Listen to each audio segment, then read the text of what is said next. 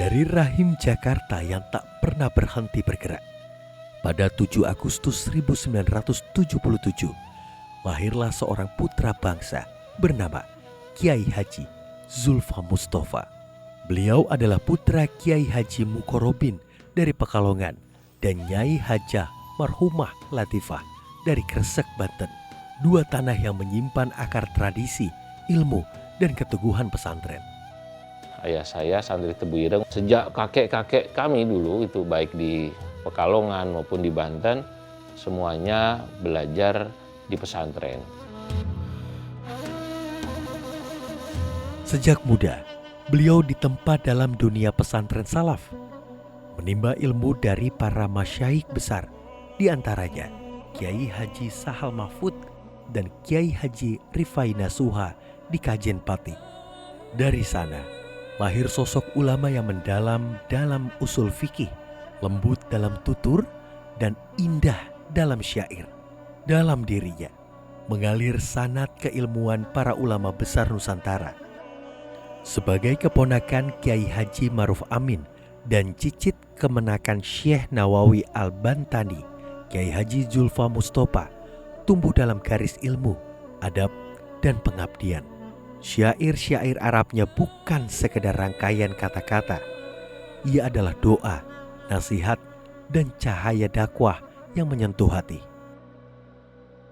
Kami dididik ngangsu kawruh di Kajen ini sebagai semacam kawah candra di muka para santri diajari belajar dari ulama-ulama yang secara spiritual, keilmuan, dan akhlak sangat luar biasa. Saya belajar dengan kiai-kiai yang sangat banyak, tapi di antara kiai utama di sana itu adalah seorang kiai sufi namanya Kiai Abdullah Salam yang menjadi kompas moral bagi masyarakat sekitar Pati, Jepara, Kudus, dan sekitarnya termasuk Rembang. Adalah guru yang sangat terkenal di sana, Kiai Sahal Mahfud, Rais Am PBNU, dan Ketua Umum Majelis Ulama.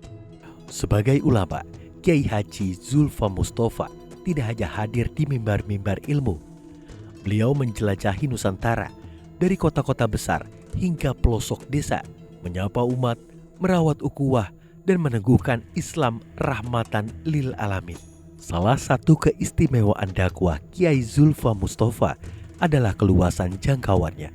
Beliau tidak hanya menjadi rujukan bagi kalangan pesantren dan keluarga besar Nahdlatul Ulama, tetapi juga diterima dengan hangat oleh para profesional, akademisi, dan masyarakat muslim perkotaan.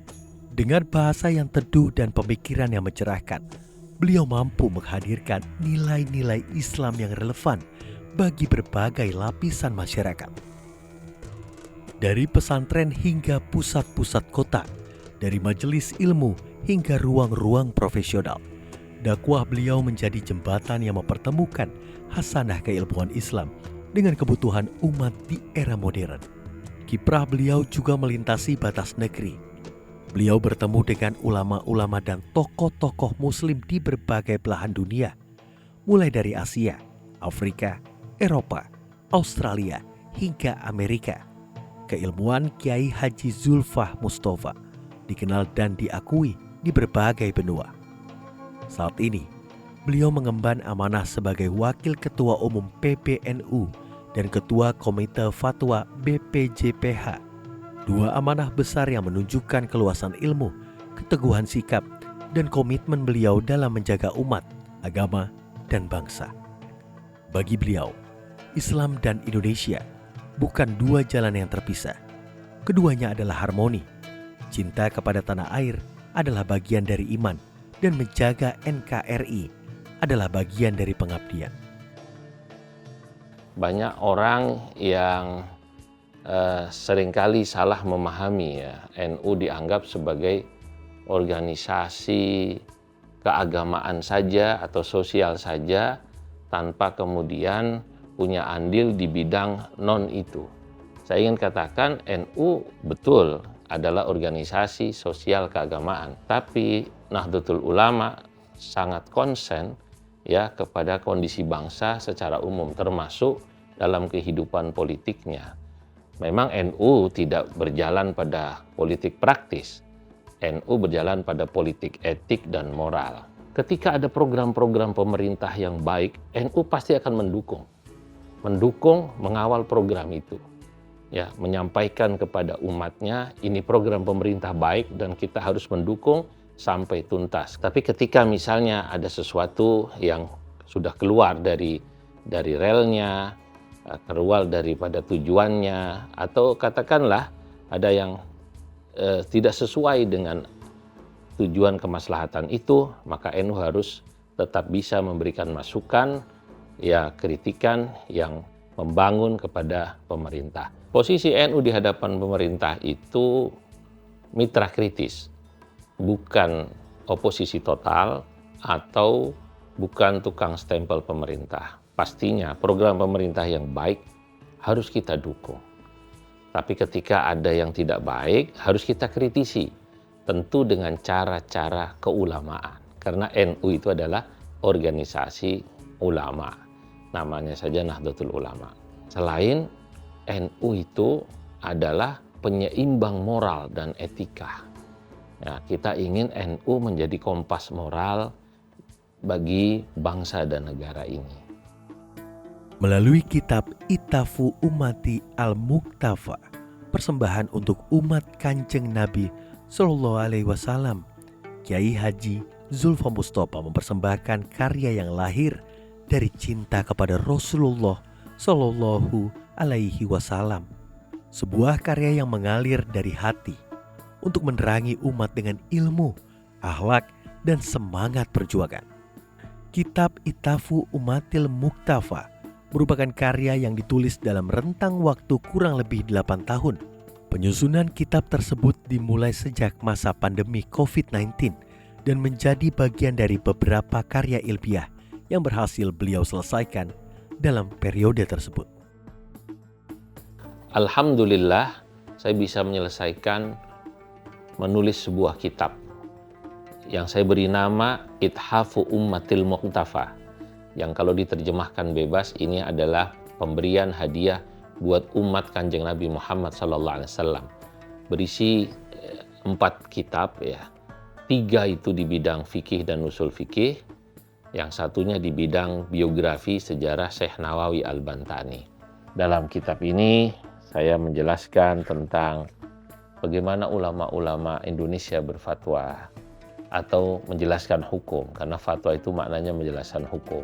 Dalam satu bait syair saya katakan, wa man tawassa' fil ulumil mu'tadil wa qul liman tatarrafas mah wa'tadil. Bagi orang yang literasinya banyak, bacaannya banyak, dia akan menjadi orang yang moderat. Dia bisa menghargai perbedaan. Dan katakanlah pada orang yang ekstrim, tatarruf, yang radikal, tak bisa menghargai perbedaan pendapat, termasuk perbedaan keyakinan, ya, ismah wa'tadil, berlakulah toleran, berlakulah adil. Inilah isi daripada kitab Ithafu Ummatil Muqtafa, sebuah persembahan buat umat Kanjeng Nabi Muhammad Sallallahu Alaihi Wasallam yang saya tulis sekali lagi dalam rangka melanjutkan tradisi keilmuan yang dilakukan oleh santri-santri dan ulama NU. Dahulu Kiai Hasyim Asy'ari menulis banyak kitab, dan juga kiai-kiai yang lain sesudah beliau, di masa Kiai Wahab Hasbullah, di masa Kiai Bishri Sansuri, termasuk di masa guru kami Kiai Sahal Mahfud. Kami para murid-muridnya hanya mengikuti beliau-beliau. Kata seorang penyair Arab mengatakan, fatashabbahu illam takunu mithlahum innat tashabbuha bil kirami falahu. Berusahalah kalian bertasyabbuh, menyerupai para pendahulu kalian, orang-orang besar, ulama-ulama kita. Nah, dalam hal ini saya mencoba menyerupai, mengikuti apa yang dilakukan oleh ulama-ulama NU terdahulu. Semoga innat tashabbuha birrijali atau bil kirami falahu, karena menyerupai, mengikuti ulama-ulama dahulu adalah falahu, sebuah keberuntungan. Semoga saya dan semua santri NU yang melanjutkan tradisi menulis kitab ini akan beruntung karena mengikuti tradisi ulama-ulama NU. Dan semoga ulama NU dan semoga Nahdlatul Ulama tidak pernah kehabisan kader-kadernya yang terus mau menulis tentang ke-NU-an, tentang keindonesiaan, tentang Ahlus Sunnah wal Jamaah, termasuk bagaimana ulama NU menjawab problematika bangsa dan negara dan umat manusia yang mereka butuh jawaban daripada ulamanya. Mereka butuh kompas moral, bimbingan moral daripada ulama dan para kiainya.